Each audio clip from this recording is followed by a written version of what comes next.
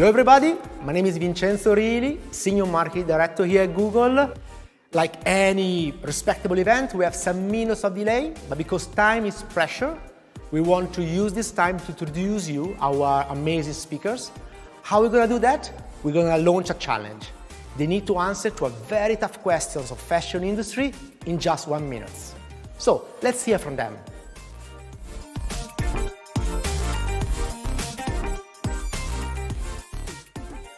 Carrie, in 1 minute, how can technology support the fashion industry? So for me, how technology can support the fashion industry is really coming from multiple different angles. The angle that we're looking at with the Fabricant is in 3D technology and 3D data. For me, 3D data essentially is going to make the fashion industry more scalable, more profitable, and more sustainable, simply because it looks to replace a lot of the processes and the supply chain from the physical fashion industry into 3D data. Now, that's replacing samples, that's really using those samples in B2B sales, putting that into marketing, into P2C activations, and most of all in interactive experiences. And that's where it gets really interesting, because that's where the metaverse, NFTs and crypto starts playing a role, because it allows for ownership of those 3D assets. And when you can give ownership on 3D assets, you can connect the physicality of fashion to those assets. And that's where the big opportunity lies, and that's essentially what will make the scalability of the fashion industry in the next stage of its evolution.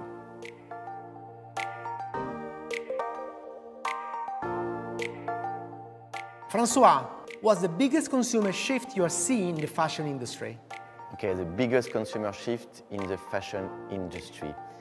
So first of all, today's fashion consumers are different from those who were buying luxury items 10 or even 5 years ago. Now, a majority of them are coming from Gen Z and millennial categories.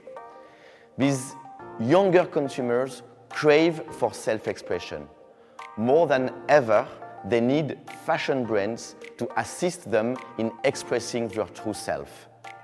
They also expect from fashion brands some authenticity, but a type of authenticity that will relate to their own values. And they care also for the world they live in, becoming more and more cautious buyers. But above all, they spend a lot of time on digital, social, and video platforms such as YouTube, meaning that creating opportunities for fashion brands to interact and engage with these consumers, provided they have the right messages and the right tone.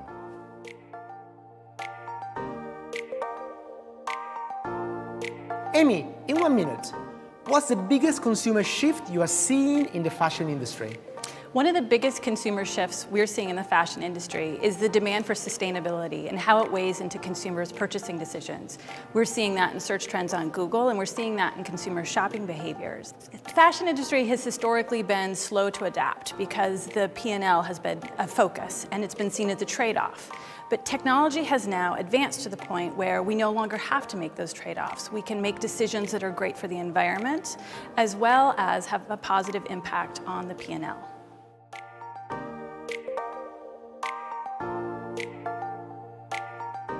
Anusha, what's the biggest bet challenge in the future of fashion? I think the biggest challenge for the future of fashion is the way in which brands can help consumers to express the values that they're prioritizing in their purchasing decisions. More and more consumers are becoming ultra committed to values around environmentalism, inclusivity, diversity, and other social challenges. And these aren't tangible things for the luxury industry. So brands are going to have to really think harder about how they share information about the way their products are made, their supply chains, the values that the brands themselves have, and ensure that consumers know that brands can help them express those values. This is going to be a really difficult challenge for brands in the future, because it means not only changing the way that information is distributed via every digital and physical touchpoint, but also in some cases changing the way that products are made.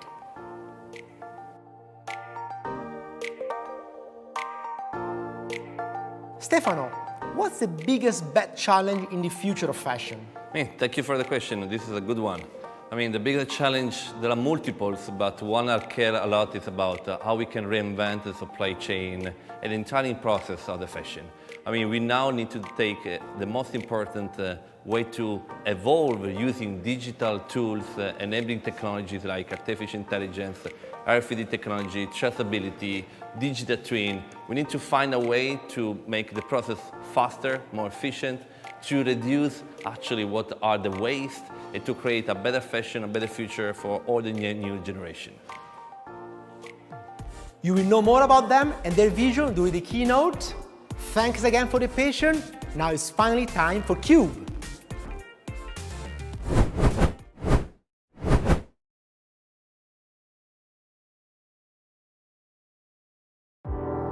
Hi everyone, I'm Dr. Kirel Benzi, data artist and senior AI researcher. I'm delighted to welcome you to the Cube Fashion Takes Shape event and very pleased to be unveiling as a global exclusive preview what we've worked on for months together with the Google team. As you will discover, this incredibly ambitious project in collaboration with Google was a great match between us, giving me the possibility to transform what was initially an incredibly rich data heritage into art. Data without a shape is hazy. We can think of it as a shapeless cloud of fog, making people unable to clearly see what's really behind it. I think all of you will agree that there's an incredible power lying within data. However, it's only when we give it shape that data becomes readable, actionable, and really powerful. It's pretty much similar to what arts and fashion are solving for. They are able to give abstract concepts and ideas a shape. And it's only when something is clear and easy that people become empowered and are able to act. This is in essence what a data artist does. And this is why, some months ago, we started this journey that brought us all here today in front of my latest artwork, Cube Fashion Takes Shape. It's an interactive hybrid installation, here physically and also on the web, combining the power of art, data, and technology with the objective of providing a picture of your brand identity through powerful insights and meaningful stories. But what logic is behind this cube?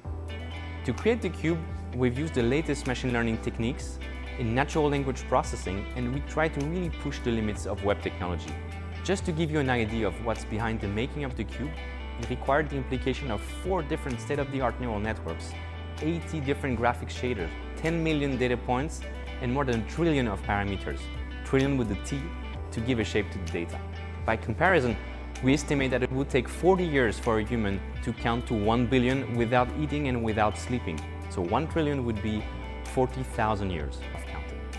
Our journey started with the first mapping of the entire fashion and luxury digital ecosystem. More than 1,200 top brands and fashion groups were first selected and crafted into this unique dataset, enriched with their product categories and country of origin. According to these 2 attributes, we computed a measure of product and origin affinity to create the first connection among brands.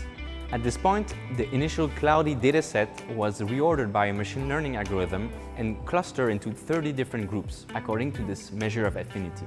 It's also reflected in the artwork by the color scale that you see at each side of the cube. As you may have imagined at this point, each dot of the artwork represents a brand and the network, how it connects with the broader fashion and luxury ecosystem. But let's go a bit deeper in the artwork logic. When interacting with the artwork, you'll discover that behind each point, each brand, there's a unique AI-driven signature, which is reflecting your brand online footprint. Each brand included in the artwork has an incredibly rich presence online. For this reason, we were able to associate with each of them thousands and thousands of data points coming from the web.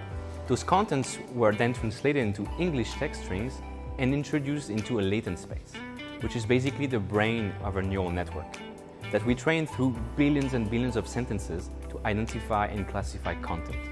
At this point, the neural network distributes brands according to the 7 most recurring topics for the luxury and fashion industry. So we have the corporate communication, geographical footprint, the range of collections, advertisement, partnerships and collaboration, events and shows, without forgetting sustainable practices. We've then introduced in the same space different attractors and repulsor and try to distribute each particle and create this final unique brand signature. But what does the signature stand for? It is a visual representation of how your brand might be perceived through your online presence by the whole fashion and luxury ecosystem. But most importantly, by your clients. By exploring the artwork yourself, in fact, you'll be able to visualize and discover a portion of your online presence, focusing on financial topics or products, for instance. Each category is a different color, and altogether they create a unique representation of your brand as an artwork. Now it's time to finally discover your online brand perception and its signature. I hope you enjoyed the discovery of this 6-month-long journey as we did. To conclude, I want to thank Google for making this possible, and also a big thank you to Eduardo Maluf de Campos, Alexander Scholten, and Bastien Van Delft for helping me with this project. And now it's your turn. Try the artwork and discover the shape of your brand. See you in a few minutes for the keynote start. Thank you.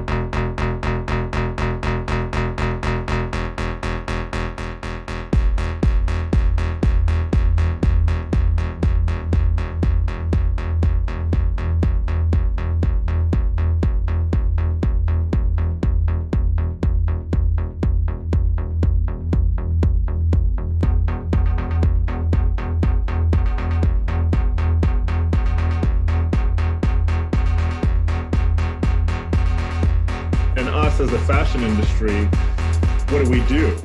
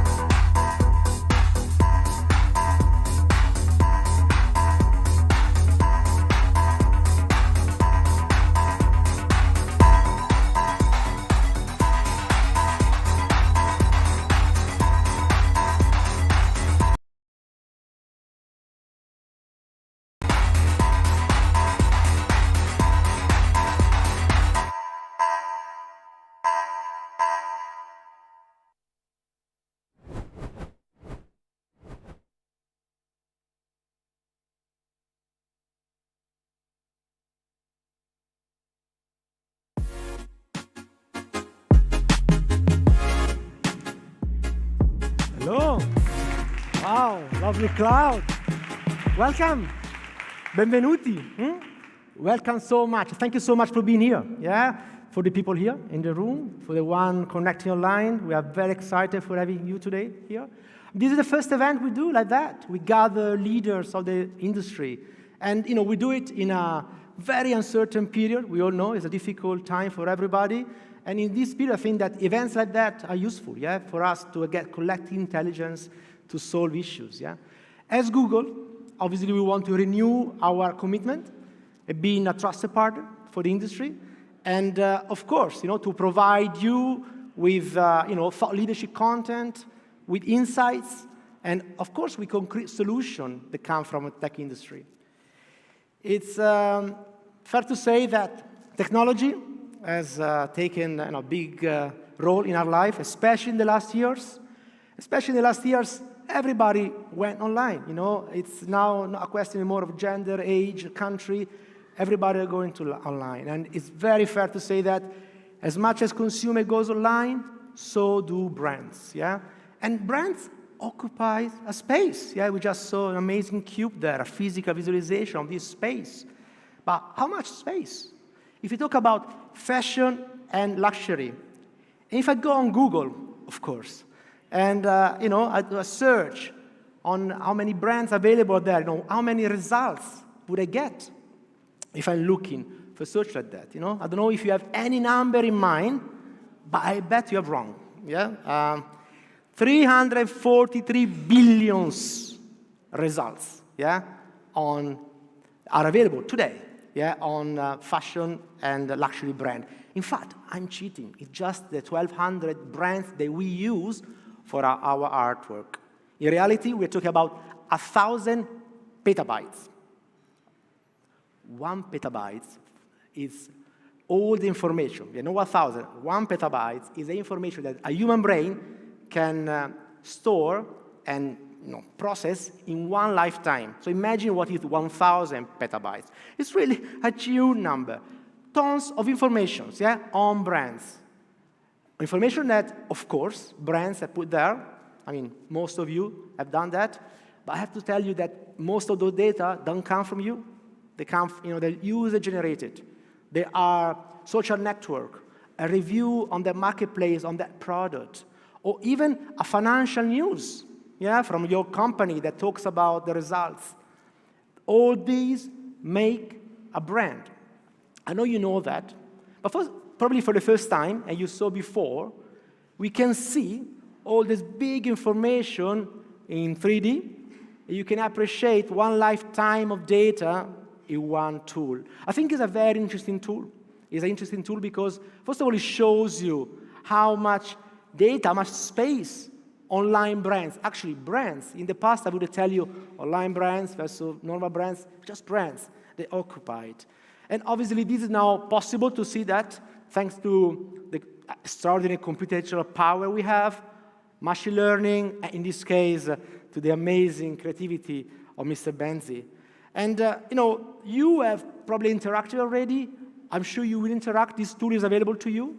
And I'm pretty sure you're going to go and check your brand and your competitor brands. And I would bet that your brand image, the one that right now is in your head, coming out from your work, what you do every day, is probably different from the one that is online, for the brand that actually occupy that space. Should we try? I mean, we know we've been talking a lot about sustainability. The industry, the one you represent, talks about sustainability. But what do you think is the online space dedicated to sustainability by fashion and luxury brand today? Any guess? Let me see. I'll tell you, I can't even see you. There's all the lights in front of me. 5%. I can see some disappointments there. I'm sure you've been working so much in the last 5 years about sustainability, about making sure your brand is seen as that. And actually over there, in the online space, only 5% of that is dedicated to sustainability. I mean, this is a number that might disappoint you, but tells you an unpleasant truth for marketeers like me. I'm part of the crew on this one. We don't control anymore our brand. 20 years ago, you would have the message, the tone of voice, the channel. What you produce was the brand. Right now, user generate part of your brand, and we saw that. It's most, in fact, of what is out there. And the only way to do it is basically know the truth, and with that, having an impact on your brand. Because the consequence is not just you don't control the brand, is that consumers are telling us that out of the many consumer-generated content out there, in fact, they have a substantial difference in the purchase decision. So actually, it really matters. It really does matter. So it's not easy. I understand that. So that's why we're here together right now. I mean, we need really the collective intelligence to face difficulties, to reflect together about the challenges on the industry. We need us to reshape together what the industry means, how we can really face this in the future.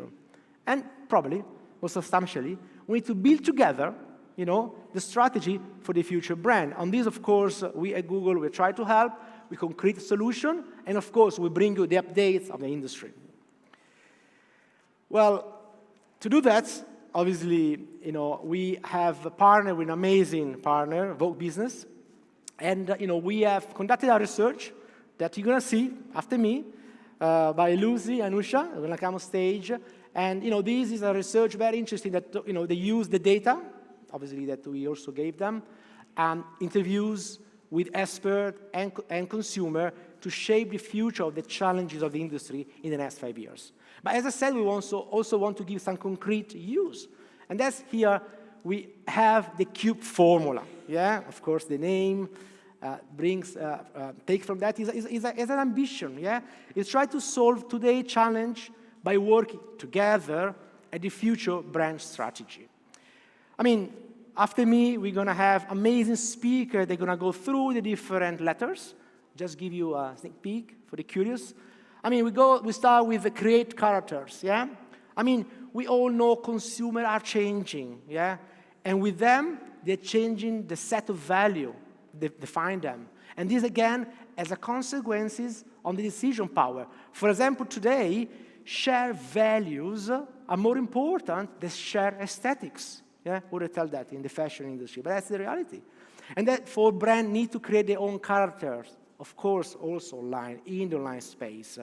Later, together with Francois, we're going to see the best case, the best practice, to see how you can connect better with your consumers. The U stands from unlock ultimatums. Yeah? Yeah, you don't know this word. We just made up. Yeah, so don't worry about it. Yeah, it's fine. Yeah? Of course, we try to play on the ultimatum word, and it's a last call for brands. Consumers really demand that brands in this industry are really taking care of very important topic. Yeah, Earth, nature, sustainability, and also other issues, well-being issues. Yeah. So we go deeper together with Amy from Google Cloud. We're going to look for some solution on the green solutions that are available, especially for retailers. So we're going to hear more about that. The B stands for building bridges. And, we all know the world is more connected than ever. And for the marketeer out there, like myself, we know there's no such a thing like a journey, consumer journey. Forget about it. Yeah, it's over. We have a space. Yeah, we have a space to play. It's very difficult. It's very complicated. So I'm very curious, like you, to hear from Stefano Galassi, Luxury Open Innovator Advisor. They're going to give us the latest technology that can help us to have what? A channel-less experience and a seamless experience. And last but not least, embrace extraordinary.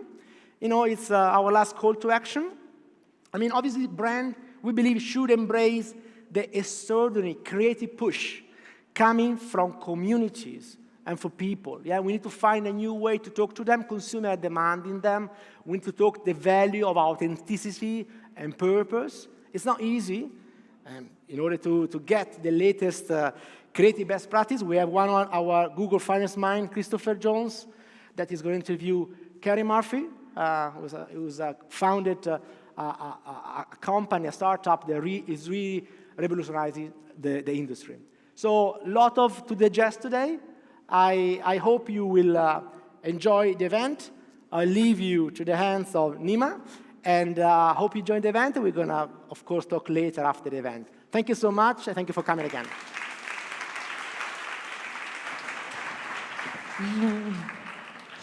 Thank you so much, Vincenzo, for this very passionate introduction to our event, Cube Fashion Takes Shape. I am Nima Benati, and I'm your presenter for the night. I'm going to be very honored to introduce you to all of our amazing speakers. And we're actually starting with a bang, because our first two guests are two incredible women, Anusha Kutigan, Head of Advisory, and Lucy Norris, Inside Editor at Vogue Business. Before welcoming them on stage, I would like to tell you a little bit more about them. So Anusha has been recognized as Draper's 30 Under 30 Rising Stars in 2018, as well as leading the campaign for adaptive fashion and disabled models, walking the runway for the very first time at London Fashion Week 2021. Lucy, on the other hand, have been delivering a speech at David Bowie's exhibition at the Victoria and Albert Museum, and also had the amazing honor of interviewing Yoshi Yamamoto. Together in the next minutes, we will unbox Fashions Nows and Next. I'm going to leave them to talk more about this, and please give a warm welcome to Anusha and Lucy.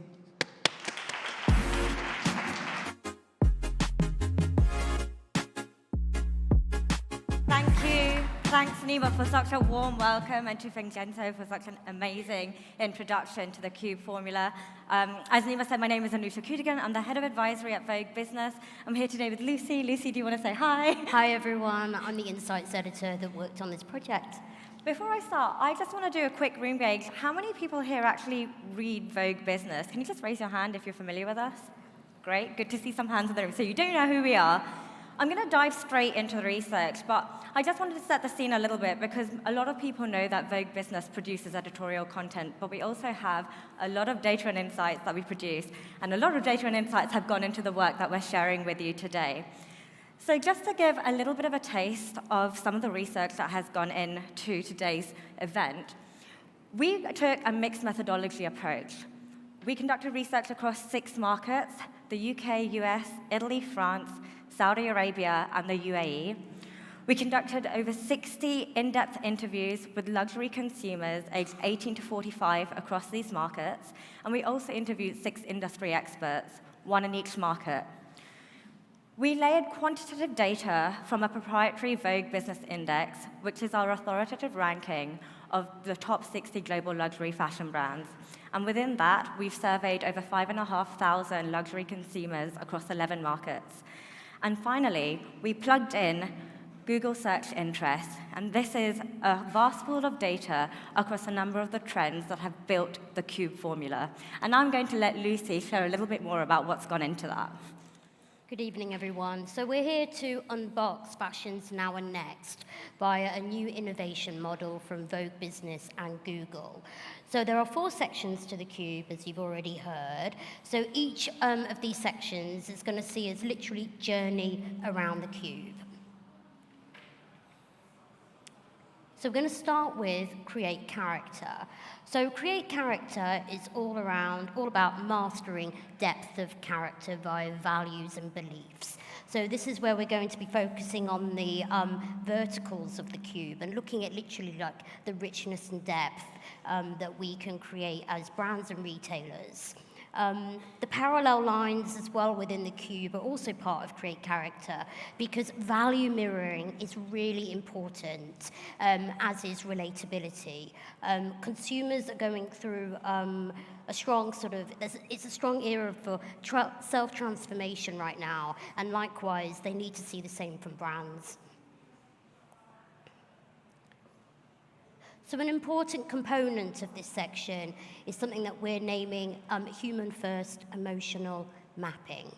So when we interviewed the consumers, they cited that it's actually kindness and acceptance that is the most important value to them in their world. This is what they want to see more of within society. And there's absolutely no reason why fashion brands and retailers can't play a big part in that. In terms of directly connecting with these audiences, what they want from fashion brands and retailers is this. They want originality, trust, and authenticity. These are the 3 keys to connection. And in terms of mindsets, we've all heard of self-care. We're now entering a new era, which is selfless care. So what is this? This will see self-care and care and compassion extend out to the planet and its wider community at a much deeper level. As Anusha mentioned, we interviewed 6 industry experts, and one of these were Olivia Villalobos from Christian Dior.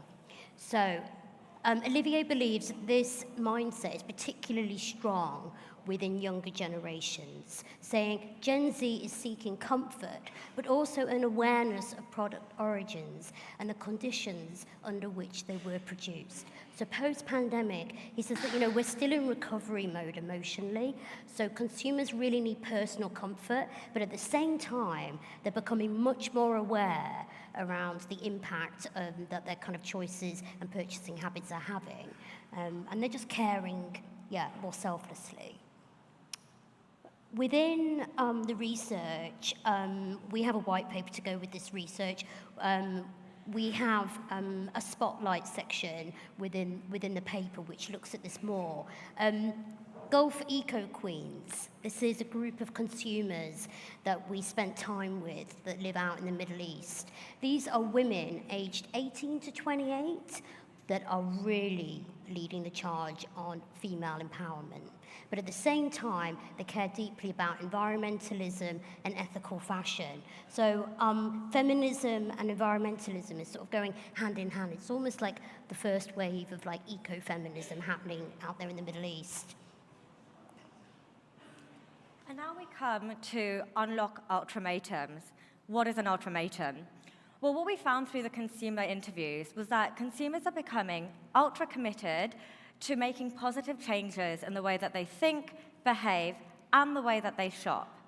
And they're giving brands ultimatums on how those are expressed in order to engage with those brands. They really want brands to help them turn the corner on the values that they want to prioritize, particularly when it comes to sustainability. And so this is becoming essential to securing future purchases. In fact, we found when we interviewed consumers in Western markets that over half would actually ditch or switch brands based on these ultimatums. That means that when it comes to loyalty, the motive to switch is no longer dominated by me-centric reasons, such as poor customer service. It's extending much further beyond that to values surrounding the planet and people. So the ultimatums that were cited by the consumers we interviewed covered areas such as environmental causes, animal welfare, racial equality, and ethical manufacturing. I'm going to let Lucy share a little bit about how this is manifesting and some of the solutions that consumers propose to us. Thanks, Anisha. So consumers really need your help turning the corner on the cube. They have these deep values that are just getting richer by the day, but they need solutions. They want brands and retailers to take the initiative on environmental transparency. This is just a selection of recommendations that have literally come straight out the mouths of the consumers that we spent time with. We're going to just very quickly talk about number one here, which is product page impact statistics. So 3/4 of the consumers that we interviewed said that they would like to see impact statistics point of purchase. So this means when they're on an e-commerce site, they want to be able to, next to a product, see transparency. They want to know, what is the water usage of this garment or item? What is the carbon footprint? What was the living wage attached to this garment? How were they paid? How were they treated? And so there is a trust deficit happening, which we talk about in our extended research within luxury and digital. And transparency is really key to solving that. And I mentioned the Vogue Business Index earlier, which is how we evaluate the performance of the top 60 global luxury brands. And as part of that evaluation under our ESG pillar, we found that only 15% of brands actually put information about sustainability on their product pages at the point of purchase. And while some information is available across numerous D2C sites, nearly 40% of those brands didn't have that information on their e-commerce sites at all. So we really need to step up our game when it comes to making that information at the point at which a consumer is prepared to press buy. And now we come to building bridges. So as we move from Web 2 to Web 3 environments, we're going to see consumers becoming more and more experimental and more comfortable with moving across different channels. And so we have to get better at making those connections across different channels as well. But it's not just about getting the basics right in omnichannel, it's also about getting the values right. And we found through the interviews that self-expression and inclusivity are still barriers for numerous consumer groups when they're interacting with brands across omnichannel platforms. So it's not just about building bridges across those different channels that we're using, it's also about building bridges with consumers via the values that we express as brands. Now again, we found a number of solutions that consumers spoke about when they were talking about the barriers that they experience when trying to engage with brands in an omnichannel fashion. We're not going to go through all of these, but broadly, I just wanted to mention that these fall into two camps. One is functional areas, so pain points such as customer service and sizing. And then one is more around social values and the attitudes that consumers want brands to express when they're engaging with them. And so when we think about a practical solution around something like sizing, it's actually about bringing delight to the mundane. It's so frustrating for a shopper, and I'm sure many of you in the room have experienced this, where you try to buy something online and it just doesn't fit. And so we can use tools like AR and VR to bring more accuracy to that experience, but also more delight and interactivity to that experience. So I'm just going to mention a couple of other points which are really connected to values in action. So we've spoken about create character, but this is now applied to the omnichannel mix. Nearly all of the non-white consumers that we interviewed said that they would rather sometimes shop online because they don't actually feel that welcome in stores. So this is obviously a crisis. Attached to this is decentralized communities. So platforms like Discord are providing really safe spaces for people that are collecting things like sneakers and NFTs and streetwear, and they just want they want to build knowledge at a really deep level. So what's happening is that when some of these consumers who are younger consumers are going in store, not only do they sometimes not feel welcome, but they feel there's a bit of a knowledge gap there.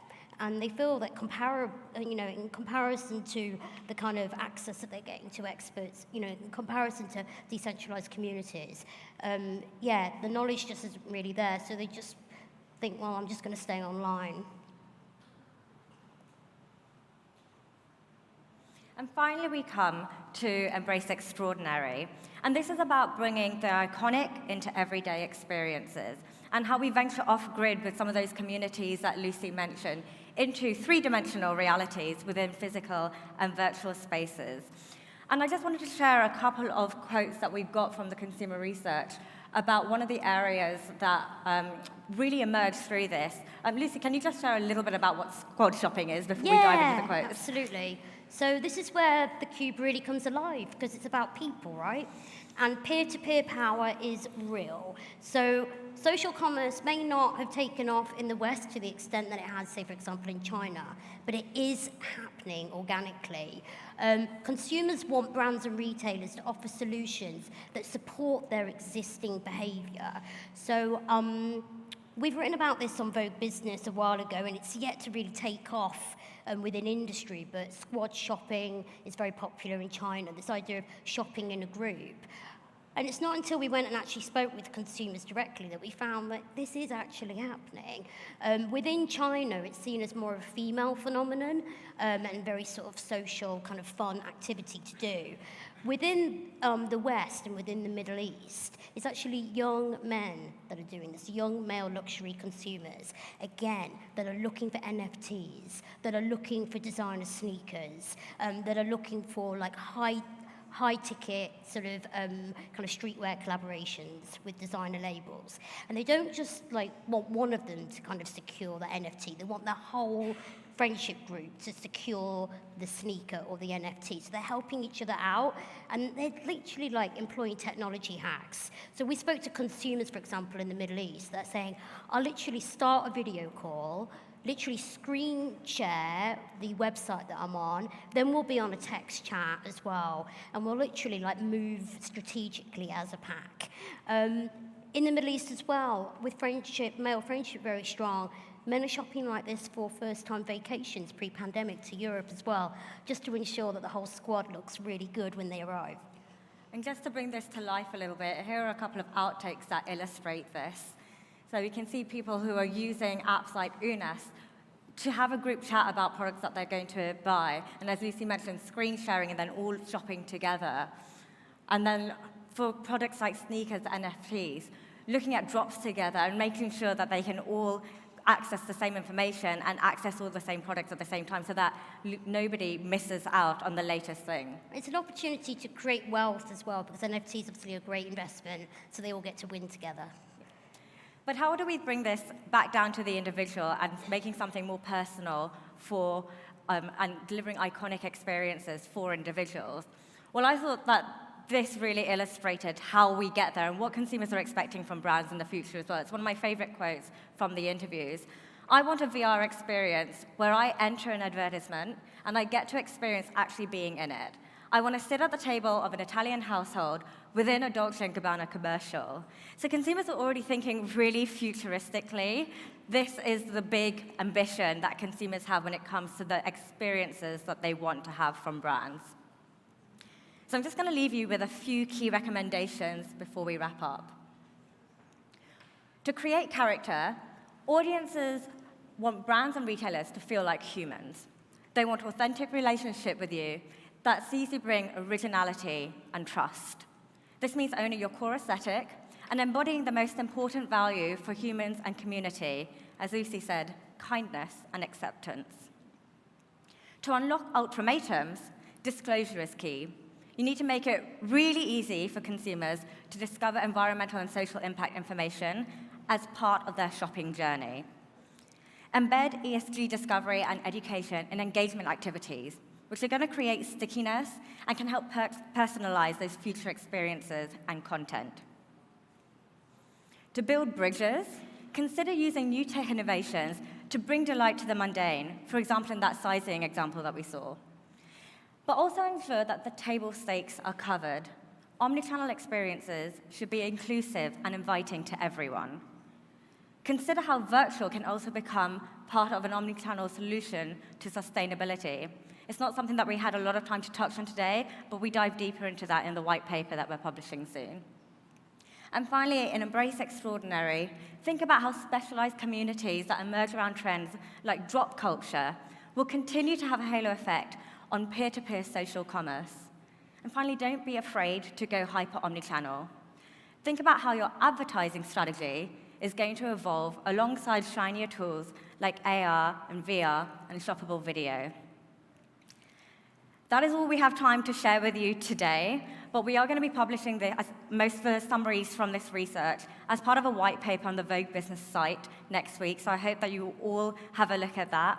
And now it's my pleasure to hand back to Nima, who's going to share the rest of the agenda with you. Thank you, everyone, and enjoy the evening. Thank you.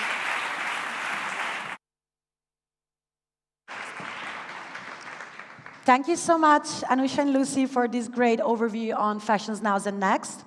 Now it's time to leave the stage to François Pignol, Global Account Executive Luxury at Google. That's one of the longest job titles I've ever had to learn, so I actually read it.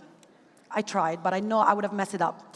So François has been working in the media industry for 9 years, 7 at Google, 6 of which working for global luxury groups. He's very passionate about fashion, art and culture, and he's a board member of Le Comité Français pour la Sauvegarde de Venise. I hope I nailed my French accent. We try together. And today he will share with us his vision about a more inclusive fashion world and how Google is committed to give a voice to everyone every day. So please welcome on stage, François.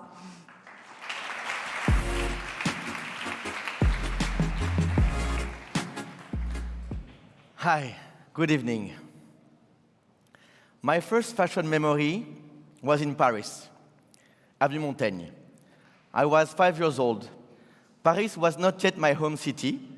I was visiting with my mother, and I remember very precisely the storefront of the Nina Ricci store, and just in front, the famous 30 Avenue Montaigne, where Christian Dior has opened his house in 1946. At this time, not that long ago, luxury fashion would still refer to French haute couture or Italian alta moda. A relatively exclusive world composed of few maisons and for few customers. These years have cemented the DNA of the luxury fashion world, for which craftsmanship, exclusivity, excellence, refinement are among the core elements of its equity. Since then, the world of luxury has gone through major changes. Globalization, and of course, the rise of digital platforms have connected these brands to a much broader audience than anyone could have imagined of. Even Pierre Cardin, born 1 century ago, not far from here in Veneto, would be surprised. He was among the first to dream of a more democratic approach to fashion, a world where everyone could afford an item branded Cardin. Maybe he went too far. Yes, he did. But the future, our present, proved him right. The world of luxury has changed, and so have its customers. In 2021, Millennial and Gen Z have represented 50% of the total luxury market and are expected to represent 75% of the total luxury market by 2025. These new customers from younger generations comes with new sets of aspirations and expectations. The first one is an evolving push to self-expression, but it's not totally new. It has been a driving force radicated in art, music, and culture.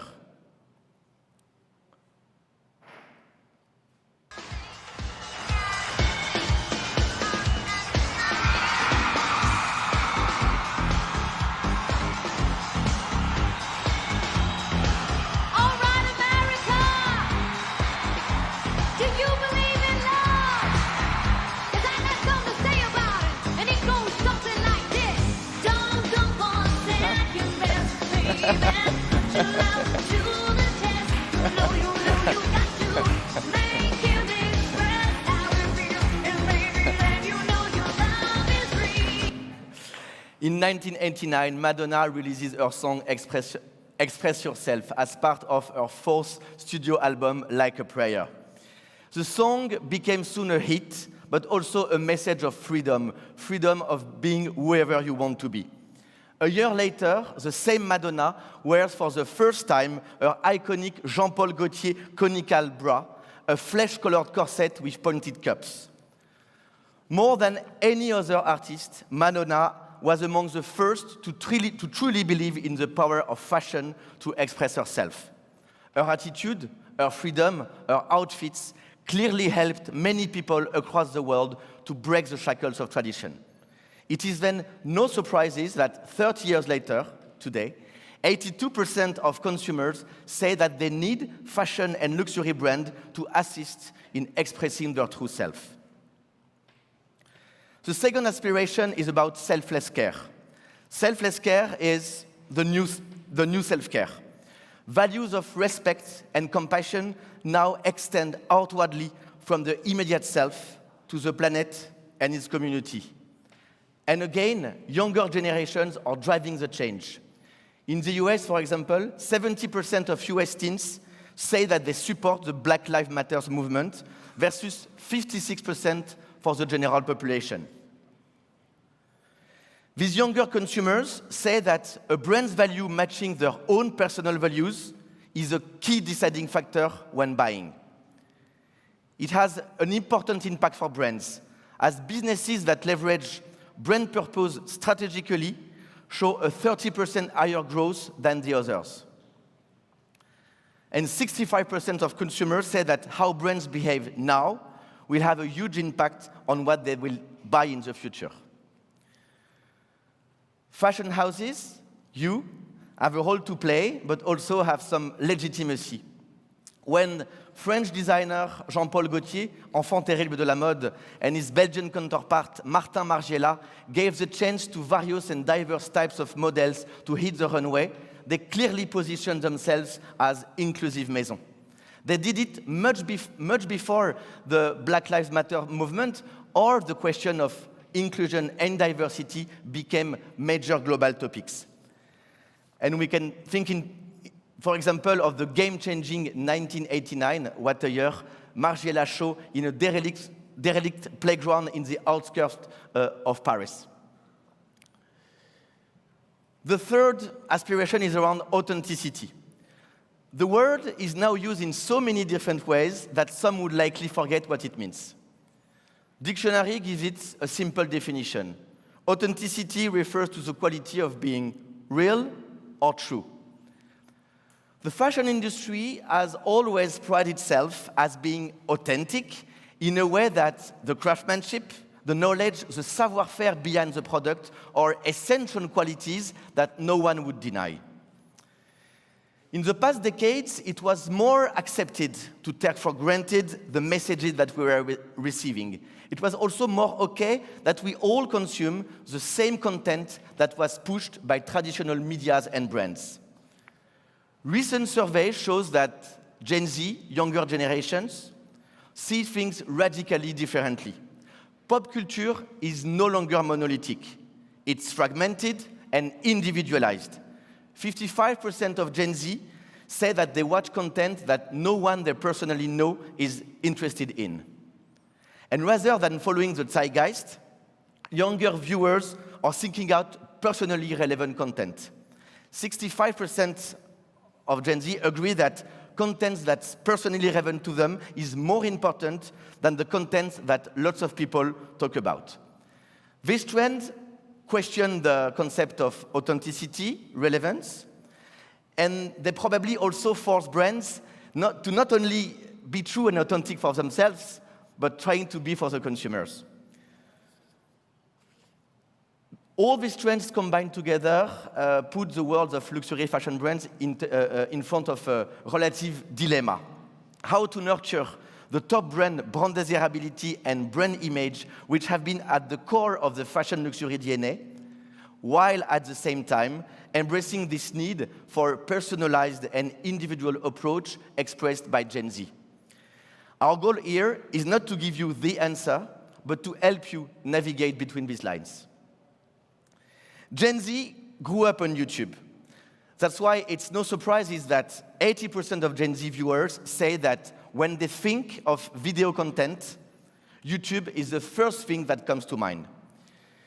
YouTube is and has always been the destination platform of expression of all sources of culture, a window to the world where the culture grows, and a platform where everyone is allowed to have a voice, can play a role in change, and express their true self. So on YouTube, everyone is allowed to have a voice.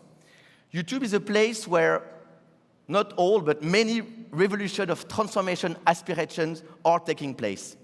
70% of millennial women believe that YouTube is a place that inspires others to fight for social change. And 74% say that YouTube enables new ideas and trends to grow and get wider attention. And on YouTube, everyone can play a role in change.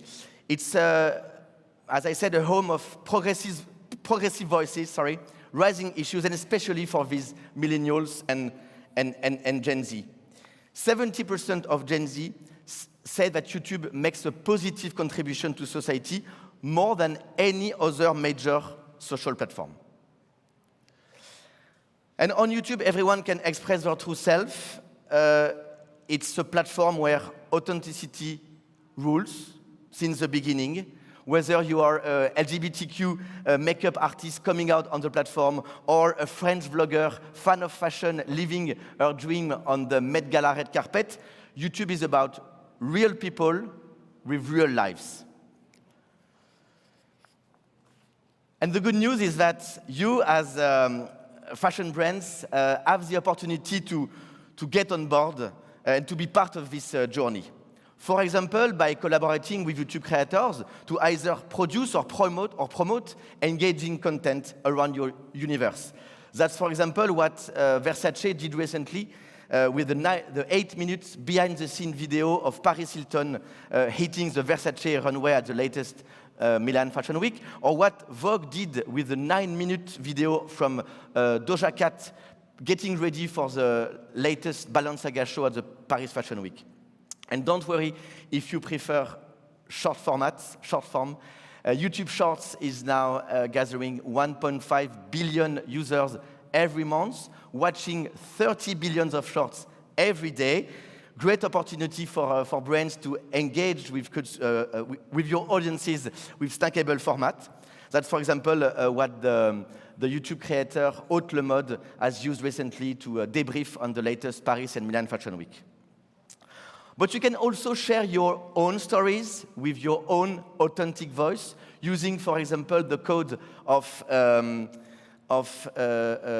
documentaries. That's what Christian Dior did with the documentary Christian Dior, Designer of Dreams, released on YouTube, gathering 2 million views, most of them being organic views.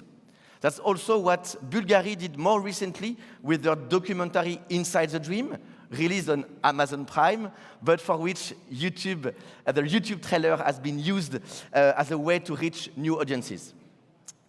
And last but not least, as Carl would say, YouTube is now more and more watched on the TV screen. That's basically one of the fastest growing usage of YouTube, with 700 million hours of content watched every day on YouTube on the TV screen. It offers great opportunity for brands to engage with consumers and new consumers, and especially with long format, as we have noticed that 55% of the time spent watching content on YouTube on the TV screen is made on content that is at least 20 minutes. So another great excuse, we hope, for you to consider diving into the extraordinary world of YouTube. Thank you very much.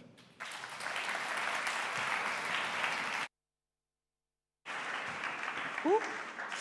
Thank you so much, François, for your amazing speech. I am about to fall off on stage. Amazing. So I would like to go a little deeper now into the ultimatum concept. And to do so, I would like to invite on stage an expert, Ms. Amy Eschliman, who, as part of Google Cloud, has been dedicated every day creating a more sustainable retail experience. She, in fact, is the leader of the retail solution team for North America. And prior working for Google, she dedicated most of her career focusing, I'm sorry, darling, focusing primarily on e-commerce and customer engagement. So, with no further ado, please welcome Amy on stage.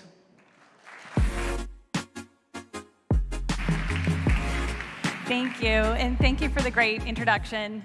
Hello, everyone. It's great to be here with you today. As Nima said, my name is Amy Eschliman. I have been in retail for, I hate to admit it, decades. And most recently, before joining Google, I was at Sephora, where I ran Sephora's North America e-commerce and was the SVP of client engagement, my last role there. So I've been in retail for almost my entire career. At Sephora, my team's mission was to transform the company, help transform the company to be data and client-led. And that word transform is what actually brought me to Google. At Google Cloud and our retail industry solutions team, our mission is to transform the industry through data. I'm especially excited today to chat with you about sustainability and this concept of ultimatums that we've heard about earlier today. In my past experience, I think it's very easy in the world of retail to make trade-offs between the P&L and sustainability. And thanks to advances in technology, those trade-offs aren't necessarily needed anymore. In fact, the good news is now we're at a place where we can make decisions that are both good for the planet and good for our business. So today I'll talk about just that, how technology is helping unlock these ultimatums and make it possible to sustainably drive revenue growth and at the same or better margin. Before we get too far along in the presentation, I want to kind of set the stage of where we are right now. The truth is that we are at a tipping point for the fashion industry and for the world in general. As you heard earlier, we have to turn the corner on how we're addressing sustainability in our business practices, as well as in the conversations that we're having with our customers. The fashion industry is responsible for 8 to 10% of humanity's carbon emissions. That's more than all international flights and maritime traffic combined. We can feel it, our customers can feel it, and we can witness some of their changing behaviors in the research that was shared with you earlier, as well as the research that we have available to us at Google. Let's start talking with how people search. So online searches for sustainability have increased in a number of ways. Oops, sorry. In a number of ways. We've seen a 7x increase in searches for sustainable clothing, and a 7x increase for searches for used luxury watches. Terms like pre-loved clothes are trending up, and it reinforces that the consumers are looking for ways to help educate themselves on how to be more conscious consumers, how to reduce their waste, how to shop hyper-locally. We're at a tipping point in customer behavior. The shift does not only reflect it's in search terms, but in buying behavior as well. So 7 out of 10 millennial and Gen Z luxury buyers are influenced by sustainability when making purchasing decisions. And consumers are open to trade-offs. So the trade-off between product sustainability and other very valuable product attributes like price or design. And according to customer interviews, and as you heard before with the Vogue Business purchase drivers, are changing. Aesthetics continue to be incredibly important, but quality and sustainability are becoming more important in the overall hierarchy. Sustainability as a purchase driver is expected to match both price and quality within 3 years. And it's not only product, but it's brand as well. 78% of consumers will go to a new brand if that new brand is more sustainable. So how can fashion brands be more sustainable? Advances in technology, specifically AI and machine learning, have become much more accessible and enable new ways for companies to address these challenges and meet their sustainability goals. Data visibility and AI are at the heart of most use cases. But what's also encouraging is we're seeing partnerships in new and interesting areas that are helping fill the data gaps, which have proven to be a challenge. It's one of the hardest challenges that we have in the industry, and by filling those data gaps, we're actually able to effectuate change. So let's talk about data. Without the how, the why, the where, the what, it's impossible to know where you currently stand, or impossible to understand the implications of the choices that you're making.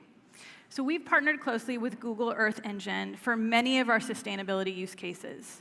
It's one of the largest publicly available data sets with a global archive that goes back 50 years and updates every 15 minutes. It's possible now to detect trends, to understand the implications of human behavior on the environment. This is helping organizations, including in the fashion industry, advance their approach to material sourcing, everything from material sourcing to wastewater management and more. Access to this data has resulted in some major advances. We've worked closely together with the WWF and leading global fashion, luxury, and athletic brands to create a cloud-powered tool, the Global Fiber Impact Explorer, to provide information that enables brands to make more responsible sourcing decisions. We specifically focused on the beginning of the supply chain, where data is the most opaque and where the impacts can be the largest. It's now possible to understand the impact of where materials like wool, cotton, and hemp are sourced. We tested the prototype and piloted with Stella McCartney. So alongside their existing sustainability efforts, Stella McCartney's team was able to identify cotton sources in Turkey that were facing climate and water challenges. It helped them affirm the choices they were making in investing in regenerative farming practices, like water management or regenerative soil. And other brands and retailers, like Adidas, Allbirds, H&M, VF Corporation, have now helped test and refine this tool to make sure it's usable by everyone. On the AI front, brands like Lush are rethinking the needs for packaging. Through an app experience, customers can understand price and product information. And as a result, Lush moved from having about 50% of the cost of a product in packaging to now saving about 3 plastic bottles worth of plastic in every Naked bar of soap sold. And then my final example is on Urban Outfitters. Their subscription brand, Nuuly, is using data to make more sustainable choices for everything from shipping to how they manage their employees and the efficiency of their employees. All workers are equipped with a customized Android device that helps them understand the best procedures for cleaning, for repairing, for reselling any of the garments that go through their product life cycle. But the insights went even deeper. They actually analyzed all of the movements of the employees and were able to help lower the impact of the work so that they were able to save up to 300,000 miles of steps over a 5-year time period for their employees. So it's getting easier and easier to make these choices, and we heard from the Vogue Business Trends that consumers want access to this information. We're trying to listen to this as well in all of the products that we have. And so there's 3 examples that we have here. The first is on Google Shopping, where attributes like cruelty-free and organic are surfaced and easy for consumers to make choices based on those attributes. On Google Maps, we show the lowest fuel-efficient or the most fuel-efficient route possible, which helps to highlight the fact that small choices every day can make a huge impact when done collectively. And then finally, on YouTube, we offer consumers the ability to research about sustainability, their brand commitments to sustainability, and brands the opportunity to target audiences through YouTube Select. Within cloud, we're extending some of the same search and recommendations that you see on Google to our retail customers for their own digital properties. So consumers who are searching out products that are sustainable or recommendations on a particular category, have shown a preference for that, they can easily find exactly what they're looking for. These are just a few examples of what has been achieved so far, and there's so much more being done every day to help advance sustainability and the outcomes for our future. I see tremendous potential in this room full of leaders that have the ability to make a tremendous impact. And it's a great moment in time to do so. It's a moment that's not going to just define our lives, but future generations as well. While some see the glass half full, I'm choosing to be optimistic. I think we can all recognize that there's more to be done, but we should celebrate the great steps that we've made. That does not mean stopping. That does not mean slowing down. The stakes are too high. Fashion has always been a disruptive industry, bold, courageous, creative, and I think we have the ability to truly change the world. Conversations and meetings like these can often spur conversations. I welcome you to talk to me after this is over, and I hope that you can bring some of these ideas back to your own organization and it spurs some new experiments. Thank you.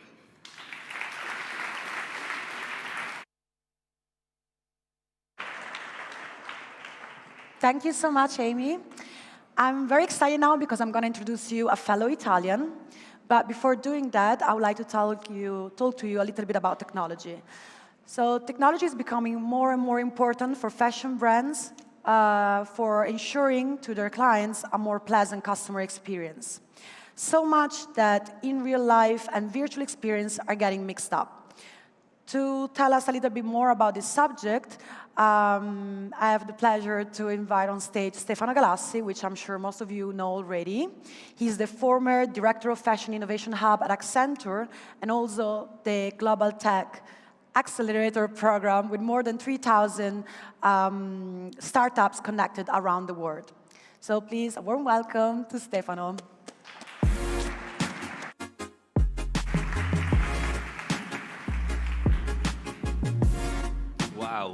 Wow, it's a great emotion to be here.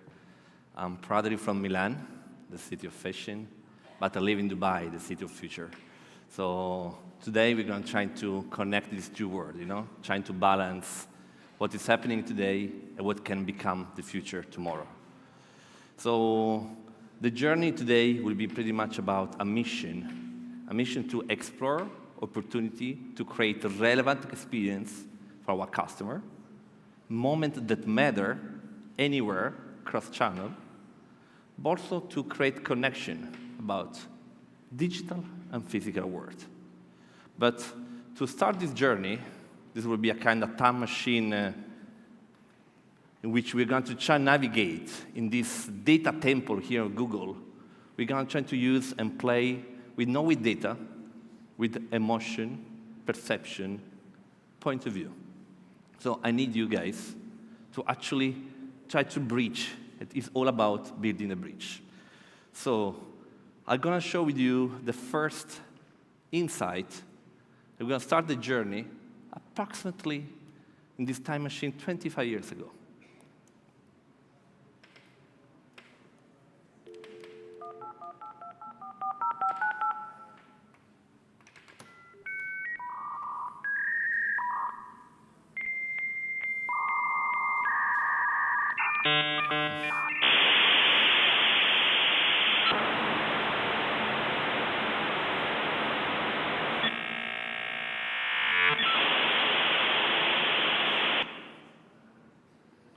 Okay, not really a pleasant sound, but let me bet. How many of you recognize this sound? Come on, raise your hands. Everyone. Even because if you don't raise your hands, you cannot get your drinks tonight, because it means you are too young. So, yeah, approximately 25 years ago, we were talking about modem 56. This was a clear sound, signal, that we were moving from a physical world into a screen that was somehow digital. So pretty much easy. So it was quite of a first bridge. Let's try to move to the second one. The second one, it could be a little bit harder, but I guess you can find the solution. How many of you can recognize, this is a real picture. That is Google, but it's a real picture. This lady here. Difficult, right? I know. This is my gamma, so you cannot recognize her. And by the accent, actually, it was from South, so you can tell by my accent that I'm also from South, that she used to tell me approximately 15 years ago that the picture I had in my phone really didn't exist. Say, hey, Stefano, your picture, or maybe, not really, but Stefano, your picture in your phone doesn't exist, because if you cannot print it and actually put in a nice photo album, means you're not touching. It doesn't exist. So this was another conflict, generational conflict. So in which digital, real, what is real, what is not. So let me go to the next one.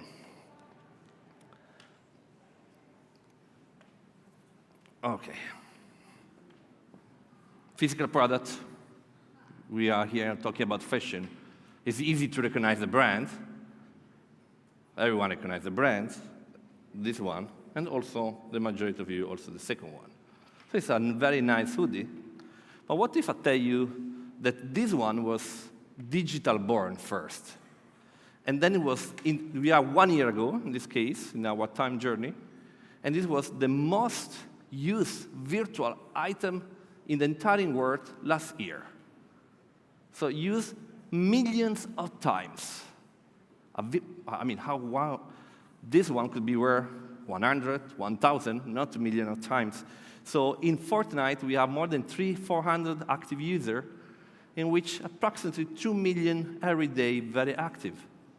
But what is nice, if you ask to your young brother, young sister, your daughter, or your son, and kids of 14, 16 years old, what they prefer to buy a physical T-shirt or $20 to buy a virtual one to play in Fortnite. So once again, physical, digital, what is real, what is not.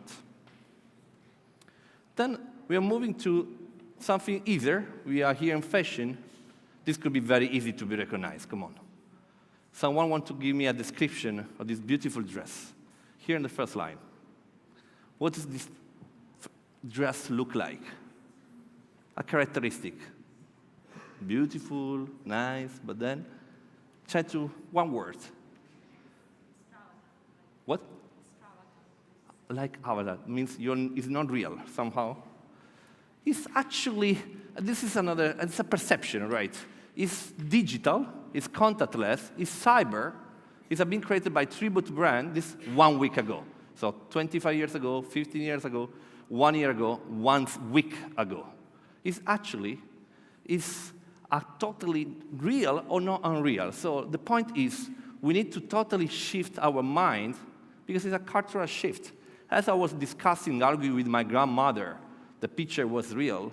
Now we can discuss with our young sister that actually everything that exists somehow also in digital virtual world exists also in any house. So generation Alpha and Z, they don't mind anymore what is real, what is not. So if the point is finding also the future step. So 25 years ago, 15 years ago, 1 year ago, 1 week ago, let's jump also on 1 week tomorrow or 1 week in the next future. This, let me introduce to Lean. Lean apparently doesn't exist in real life, but it's my close friend. It's actually my favorite shop assistant. It's been created by a startup I work with that's using artificial intelligence to create meta-humans. And actually, I can also talk with Lean. Hi, Lean, what's up? Hi, Mr. Stefano. It's all good here. How is your event in Google Milan today? A little bit boring, but could you please open a Nike store tonight, please? Sure. Let me open for you the Nike Roblox store. Have a nice session. Thank you. So, it's opening right now on my phone the Roblox store on Nike. So, a shop assistant virtually is not boring. It's super exciting, I know, but let me just play a little bit. And then the point is, this is not real because it's a live demo. We have created the meta-humans. It's real called Lean, but the point is how we can actually build the bridge in the future to create multiple scenarios in which doesn't exist yet. This will be all about our pitch today. So let me go straight to this point. What is real, what is not, but also why I'm here. Because build the bridge. I built the bridge when I was born. Because I'm half Colombian, half Italian. And by half Italian part, my father was the CEO of an important technology company back in the late 70s, 80s, Olivetti, and was the CEO on Latin America. My mother was Colombian, and she actually was a fashion model, so a literally born fashion tech. And for many years, the two languages, believe me at home, they still cannot really understand each other. There was totally different language. So one of the bridge we could also create is it's not only about physical, virtual, but also about fashion and technology. Let's move ahead. And having fun around the world, playing with technology, brands, and startups, and so on and so forth. I'm a lucky guy. Let me go now on what actually, thanks to Vogue Business and Google, we have come here today. How to create relevant experiences, cross-channel, anytime, any moment. All right, phygital blur, brick-and-mortar humanization, and augmented wardrobe. Let's go for the first opportunity. 82% of the consumer say they've at least have purchased one virtual item. Where we happen? Everywhere, nowhere. I mean, there is not a place, because we're talking about could be anywhere. Gucci is doing great things. I'm going to show you what they're doing. And also, of course, our friend in Google, that enabling technology solution that make our journey more boundaryless, limitless, without very liquid. Let me go through what I believe could be the three axes in which we live. It could move to online digital. Product, places, people. Product, I mean, you are the most important, the brands, you have the creativity, you create the product, right? But now we're talking about how we can enhance the product. And the process, the collection, also using Cloud 3D to design the collection, the digital twin to create your digital catwalk. Think about the traceability ID technology to keep up of the traceability, as we discussed before, because we need to actually keep up with the data. I mean, how actually can NFTs are still products? So there is a full digital ecosystem around the product. About places. I see a lot of friendly face here. I told you I'm from Milan. And some of the brands here called me 2 years ago during COVID and say, hey, Stefano, we have a problem, red coat. I mean, we have 1,000 shop assistants that are stuck at home during COVID. That actually, we cannot actually somehow connect them with our client because the stores are closed. Problem. Another problem. Hey, Stefano, Paris is locked down. We need to ship our collection to the showrooms. Otherwise, we cannot do the sale campaign. Problem. Solution. I mean, the places could be also not only for consumer, but also for B2B, B2B and B2C. This means think about software like Jur, B2B showroom when buyer and sellers can buy. Think about virtual experience-driven commerce, which you could navigate in a 3D environment, actually, and having much more fun. So all of those aspects bring me to a new place that could be physical, but also digital. And people, I learned from here today, I love your Madonna video, actually, that you're right. I mean, fashion is about culture. Its culture is about expression and self-expression. So guess what? If we move into the virtual world, who do you think would be the most impactful sector that they need to actually find a new way to communicate with our client and building community?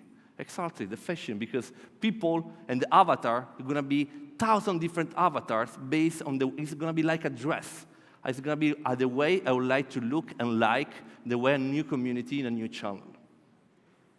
Let's move to show you this video. I like these case studies because they have been combining the three axes: product, places, and people. In this case, a kind of avatar that was playing around. And funny fact, this bag you see here has been sold for higher price online on the virtual world, a product that apparently doesn't exist, rather than the physical one. $4,000 compared to $3,000. So once again, the two things are totally interconnected. Let's move ahead. Store the future. I mean, we started to say that we need to move from transaction to relationship. Infuse digital into retail experience because it's not anymore just a linear journey, right? So 85% of shoppers, somehow they want to keep having a very hybrid purchase path. After COVID, this was strongly accelerated. So, of course, omnichannel solution is one of the key enabling factors, but let me say also what Tommy Figure did in the next case studies. But before, I will try to summarize 30 years of retail evolution in 1 minute. Will be not easy, but I will try. We are in Italy. We are product store. So the product was the center of our store. In Italy, we produce 43% of the luxury items produced worldwide. So, of course, the store needs to be the brand temple. Then, in the 90s, we evolved to the retail. So, many global brands become global brand, opening hundreds of stores all around the world, you guys. Then, I think everyone here in this room is pretty much about this word is omnichannel. In the last 15 years, everything was omnichannel here, omnichannel there. Of course, the commerce, the mobile, the social media, everything has changed, and we should have coordinated all those channels. Then everything became about customer-centric. So how we can provide a more customer-centric value. But the challenge was we need to have one single view of my customer in any touch point. It was a challenging also in terms of data, technology, CRM. Then big guys come out of the sector and change totally how the rules of the game. Because think about Netflix or Uber. They're starting providing personalized experience to millions of customers. Millions. Personalization at scale. And they set expectation of non-luxury and luxury customer much higher. So it means the fashion luxury brand have to also compete with them. So lastly, we arrive what I like to call experiential space.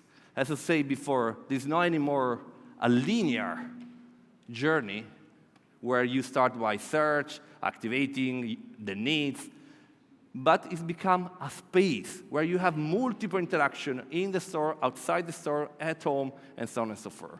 So now let me share with you what Tommy Hilfiger did. It's quite interesting. This was a few months ago for the Meta Fashion Week in the Central End. And basically, they have recreated a new novelling storytelling of digital. But what is nice here, had they started, Tommy Hilfiger started 3 years ago about See Now, Buy Now collection. Those items there are only being created virtually, digitally, not yet physically. And only if you order there, they will be produced. So once again, somehow digital and technology also arrive to the point that could also support sustainability. So we're all here also to leverage technology to do a better fashion, better world. And then the third opportunity is about how we can actually find moment of true, relevant experience outside the store. This actually, I love particularly, it's happened no more than 10 days ago, because 80% of the shopper want a more personalized experience anywhere, all right? So like Lil, he start knowing me by name, right? So in this case, Google and Dressix, international startup in virtual, they have created this cool kind of vision experience. We are in a home, the customer takes simply a physical t-shirt by this garderobe and start by moving through the magic mirror at home, getting more information about the product, about the trustability, the materials, but not only the physical one they can buy, but also eventually can also select the virtual one they can wear online on the virtual world. So truly a combination, a bridge between the virtual and physical, between the store and outside the store. So retail has become more and more a space, not just anymore linear. And then 3 points we discussed today about build the bridge. 3P, products, people, places. How we can leverage these 3 axes to actually define new strategy, new scenarios. Second one, we are now living in a more experiential space that is not any longer linear, but it's a totally multi-touch point, quite complex, but we have plenty of opportunity to use our creativity to interact with our client. And third, build relevant experience, moment that matters, anywhere, anytime, and there is actually no limited to our creativity and technology, actually days allow us to create new customer scenarios. So if you want to find me, you can find me on virtual world or in the bar next door to the DJ session and after the site. Thank you so much. Bye.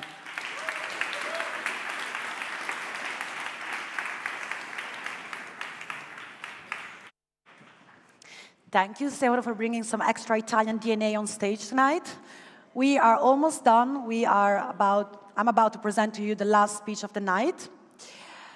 I am going to call on stage Christopher Jones. He's working as creative lead in creative works at Google Italy. He's a very innovative storyteller. His journey began at Saatchi & Saatchi in London, 2007. And after it brought him around the world, working as creative director for global brands. He won over 100 awards at international festivals such as Cannes. And tonight he's going to interview for us Kerry Murphy, the CEO and founder of The Fabricant, one of the most innovating companies of the digital fashion environment. Just to give you an example, The Fabricant sold the very first digital-only couture dress on the blockchain for 54 Ethereums, which is today's worth 70,000 euros. As if that wasn't enough, he has also had the honor of collaborating with Virgil Abloh during the pandemic when there was no physical samples of clothing available for photo shoots.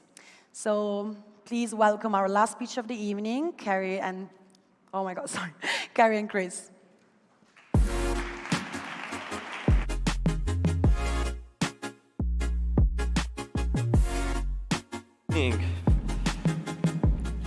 Good evening, everyone. How are you? How do you feel? I see a little bit, you're very comfortable. Normally when you're comfortable, it's not a good sign, so I want to shake it up a little bit. Just really good evening, all of you. Thanks for making it until now, and also to everyone that is connected remotely. I know there are many, many, many people out there looking at us. It's very good to be here, and actually, I cannot hide myself that I'm very thrilled to be talking to my dear friend, Kerry. Why? Because I simply, truly believe that he's one of the key top innovators at the moment. Why? Because back in 2016, more or less, he, let me say it, predicted the future in a way. He could understand what people would have wanted now. Smart guy, and he believed on his idea, and he made it happen, building The Fabricant. Do you want to tell us a little bit more about what you do? Yeah, so just quickly about what The Fabricant is. So in 2016, we had this idea around digital fashion, but didn't know what it meant. But my previous career is in film and visual effects. I've seen the digital transformation of the film and visual effects world from 90s and early 2000s. And then just looking into architecture and automotive, basically every single design industry has gone through digital transformation, except for fashion. I had this notion that I really thought that fashion industry was completely automated, like robots and everything is just kind of like the full functioning supply chain. And the more that I started understanding about the challenges, the more I started realizing that, hey, fashion still has to go through digital transformation. And the opportunity of back then was to create digital samples, so essentially change the sampling process to only digital.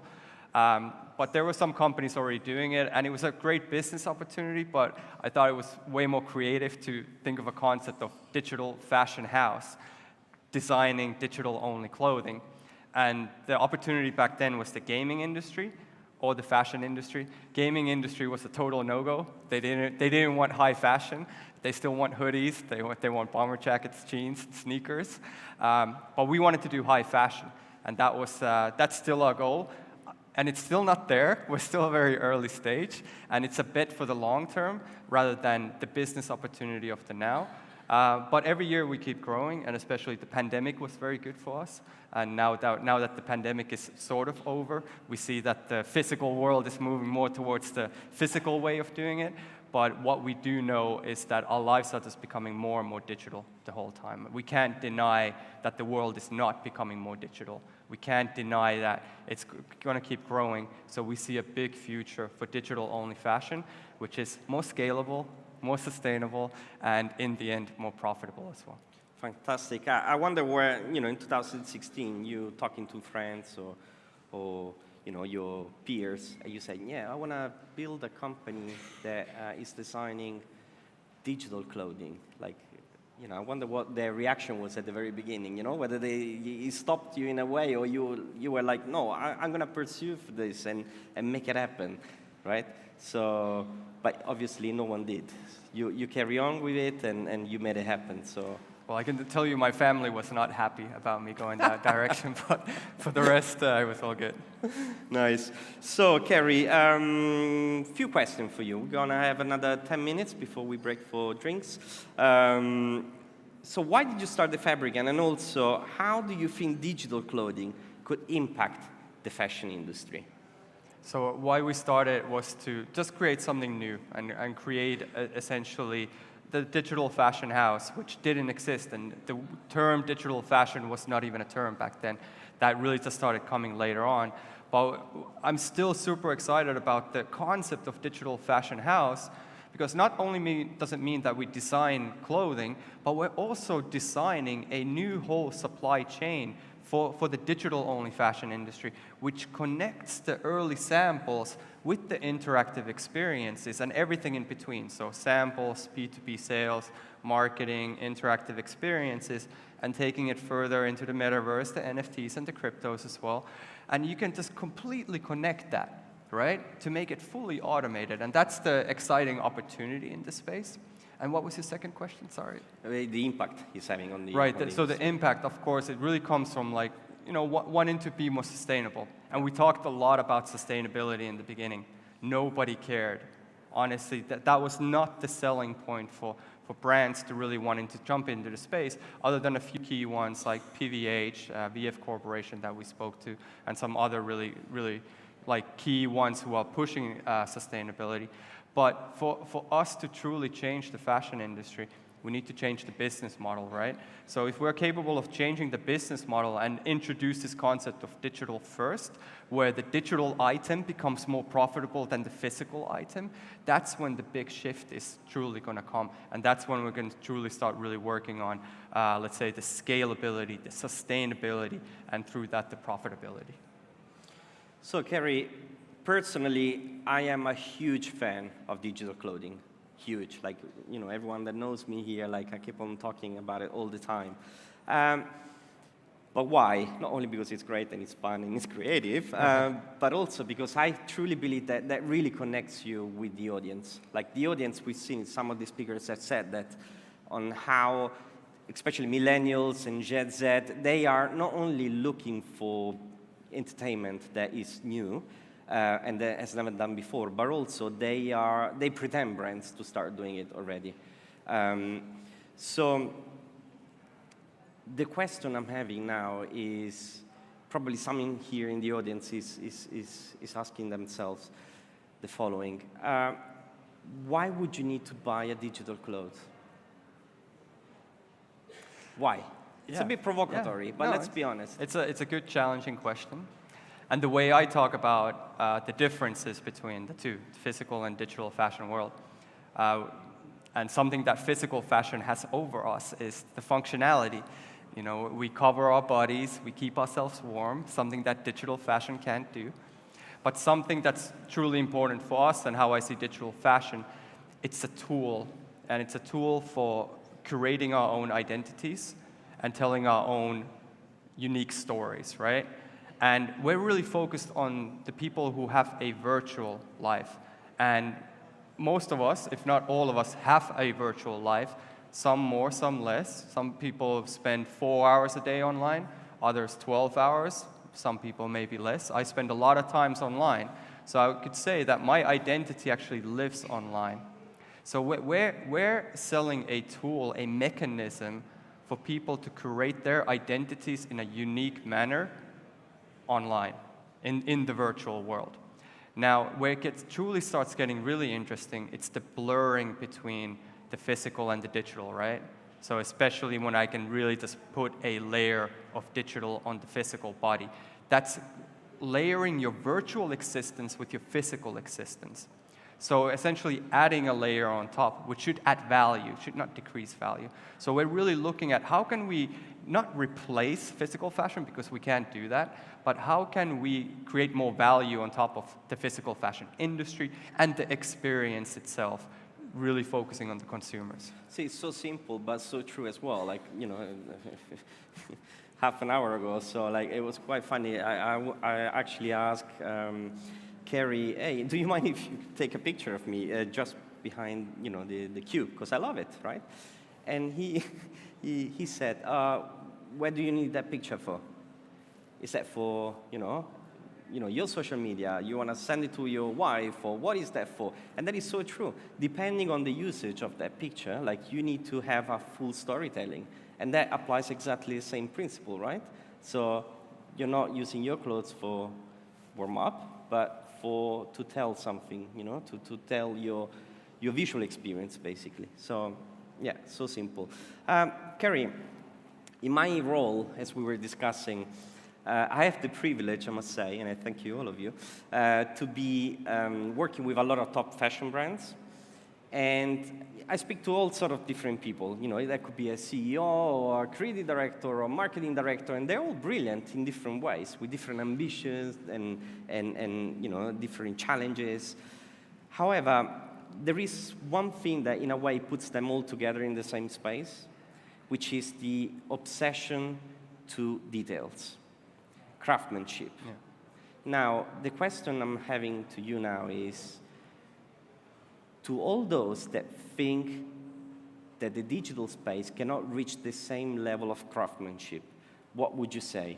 And also, how does your world relate to craftsmanship? Yeah, great question. And actually, the thing that we were challenged on the most when we first started, it was this whole notion of like, I want to touch it, I want to feel it, I want to smell it, I want to put it on my body. Of course, we don't have those same things, but our language is the same. And we still talk about the same details. We talk about stitches, seams, materials, textiles, styling, fitting, the different body types. But we're not limited to those, right? We can be way more creative about it. And actually, this video here, this was one of our first projects we did with for a denim brand. And it was just translating that physical craftsmanship into the digital craftsmanship. It was still the same things, but honestly, the amount of stitches that we had to put on that dress, it burned the computer. It just could not handle it. So we needed to upgrade the computers to be able to handle the amount of data being done in an animation that looks fairly simple to do, but it was super hard. It took us more than a month to figure out, all the details and the movement that went into it. So the craftsmanship is in the IT. It's in the engineering of the IT as well as knowing the craftsmanship of the physical fashion industries. So we're essentially combining two different craftsmanship together to create a new craftsmanship, because you need to be well-versed in physical fashion, patterns, construction, so on, but you also need to be well-versed in the 3D software itself, which again is like another 4-year study. So think of the fashion designers going to fashion school. It's like 4 years of fashion, 4 years of 3D. It's just not possible, right? And for what I've done with the Fabricant is combine those two different worlds to create a new culture, a new language, and a new craftsmanship, essentially. It's fantastic. So basically, you're saying to a creative that you could be free of doing anything you want, of using any material or inventing any material that don't even exist, to create your story, your details, your stitches. This is like priceless for a creative. So, yeah. But how do you, how can you put this into a canvas? Like we were discussing before, like the brainstorming process as well. If you've got a full world of opportunities in front of you for a creative, sometimes this is the worst brief in the world, because, I could be doing anything. So how can you find that line in order to make sure that you still deliver what you need to deliver? Yeah, great question. And for us, the fashion side is super important. So not that we go and create, fantastical items for dogs and for dinosaurs and whatever, but how do we maintain that it still keeps fashion? And what I mean by fashion, that it's craftsmanship, that it's telling a story, and that there's emotion behind it. How can you feel the digital garment?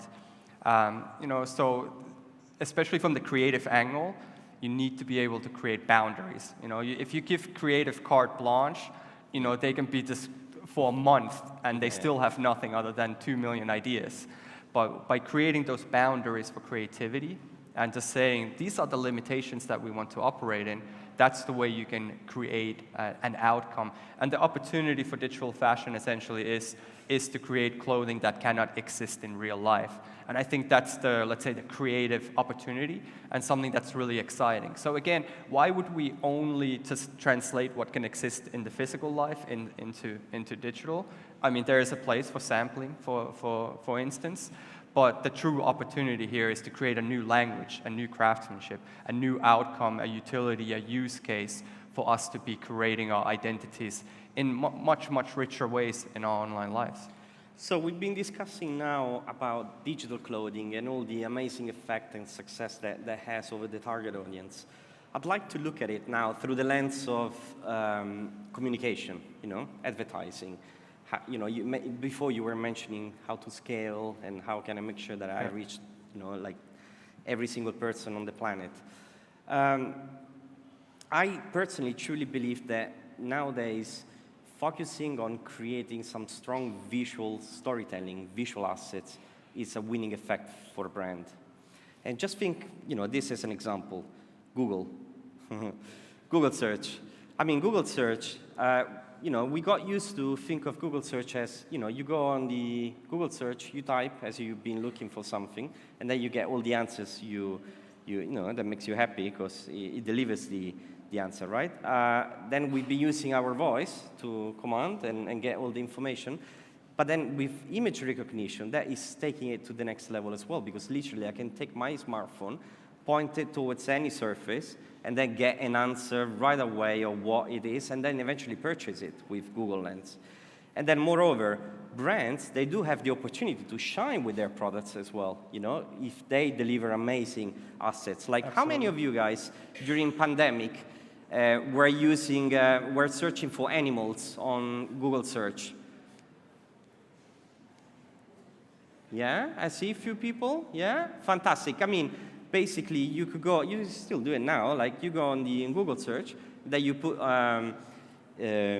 your sharks and lion or whatever, and then you can play this, virtually in front of you. Now, all I'm saying here is, now we are slowly, opening this up to everyone in the world and every brand to make sure that they can actually use it, and shine their products also in this way. Sorry, my screen is not working here. And again, even if we want to scale this, with other formats as well, like think of a display campaign. You want to reach every single person around the world.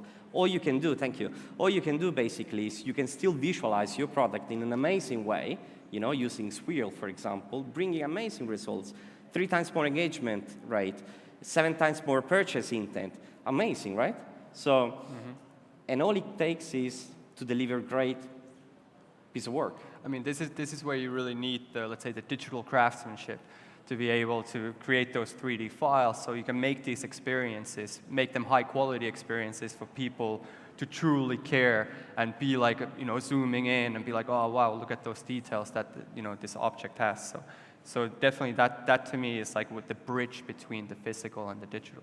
Fantastic. So, and even if it comes to YouTube, for example, like we've been thinking of YouTube always as a video platform, obviously we go on YouTube, so many hours during the day, but at the same time also in YouTube images are becoming more and more important. If you think of YouTube shopping, for example, like, you want to see something and buy it right away, and you visualize what you're looking at. But anyway, what I'd like to do now is I'd like to take you probably to the last question, as we are running out of time a little bit, which is the following. Now, right in front of you, you've got probably the most exciting audience, in the fashion industry you could possibly meet in a single location, right? Within EMEA. What would you like to wish them from now to the next year? Yeah, great question. For me, this is a personal wish for you, is to embrace collaboration between fashion, the fashion department, who are the creatives, who are the people actually coming up with the garments, and then a 3D department. Bring those two together and see what kind of stuff they create. Because that, to me, is the future of the fashion industry. like architecture, like automotive. They've done fantastic things, and just by looking at those industries, it's super clear where fashion is heading towards to. Now I tell you, it's challenging because it's two different cultures, two different languages, and two different emotional needs. And you need to bring them together to work with each other. It's a lot of fighting at first, but when they find each other, that's when the true, let's say, the magic happens. That's when let's say, the future of fashion starts happening. Fantastic. Well, we'll see it from a year time, and then we'll see where we are with it. Yeah. Thank you, Kerry, and thank you everyone for listening. Thank you, everybody.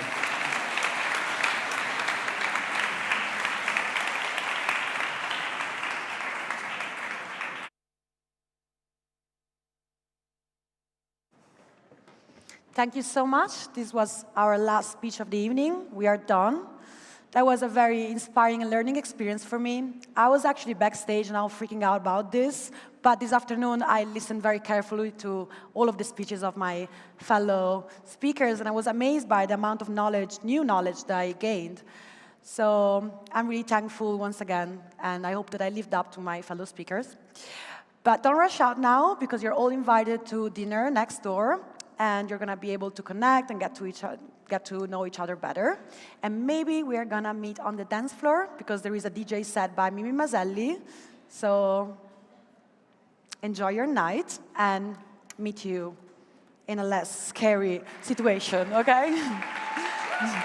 Thank you.